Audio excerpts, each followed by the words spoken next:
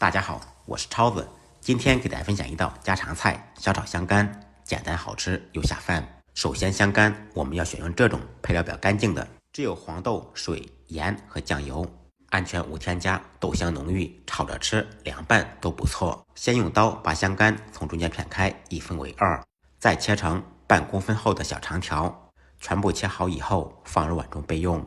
再准备一个尖椒，清洗干净，去籽去瓣。用刀把它拍松散，从中间片开，先切成小段，再切成小长条。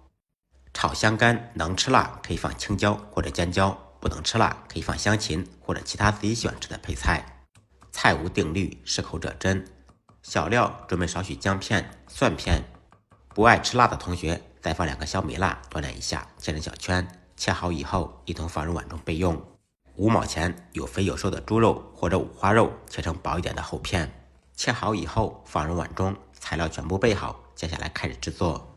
起锅做水，放入1小勺盐，用勺子搅拌使其化开。将近开锅时，放入香干，稍微焯下水。经过简单焯水以后，香干吃起来更加滑嫩爽口。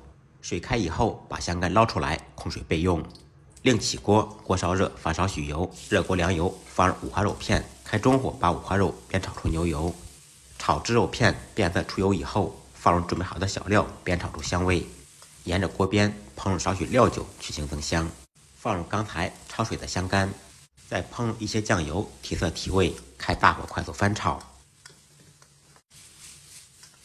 翻炒个5、6、7、8下以后，放入切好的青椒条，调味放入1点毛盐，少许白糖，少许味精或者鸡精，继续大火翻炒，使调料化开，配菜炒至断生。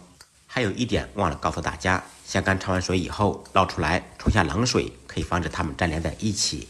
在出锅之前，烹入1点锅边醋，减腻增香，淋少许葱油或者芝麻香油，翻炒均匀，起锅装盘。一道下酒下饭菜，小炒香干就做好了。简单的家常菜，不一样的味道。如果您喜欢这道菜，可以关注、点赞、收藏，有时间试着做一下。